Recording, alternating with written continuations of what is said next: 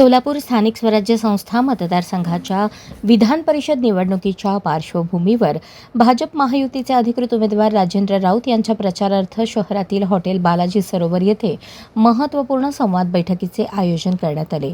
या बैठकीस पालकमंत्री जयकुमार गोरे, आमदार सचिन कल्याण शेट्टी, महापौर विनायक कोंडाल, उपमहापौर ज्ञानेश्वरी देवकर, स्थायी समिती सभापती रंजिता चाकोते, भाजप शहराध्यक्ष रोहिणी तडवळकर, मनीष देशमुख, डॉक्टर किरण देशमुख, महानगरपालिका सभागृह नेते नरेंद्र काळे यांच्यासह भाजपचे पदाधिकारी, लोकप्रतिनिधी आणि कार्यकर्ते मोठ्या संख्येने उपस्थित होते।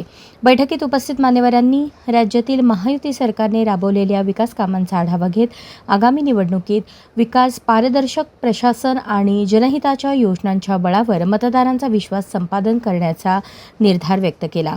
संवाद बैठकीत नगरसेवक, नगरसेविका, भाजप पदाधिकारी आणि कार्यकर्त्यांनी उत्स्फूर्त सहभाग नोंदवत निवडणुकीच्या प्रचारासाठी प्रभावी नियोजनावर चर्चा केली।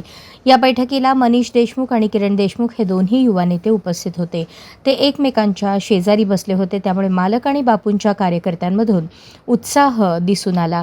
दरम्यान या बैठकीला भारतीय जनता पार्टीचे मोठ्या संख्येने नगरसेवक उपस्थित होते। तरीही पालकमंत्री जयकुमार गोरे यांनी आपल्या फेसबुक अकाउंटवर कसबे बंधूंचा, दशरथ भाऊ आणि गौतम कसबे यांचा विशेष उल्लेख केल्याचे दिसून आले।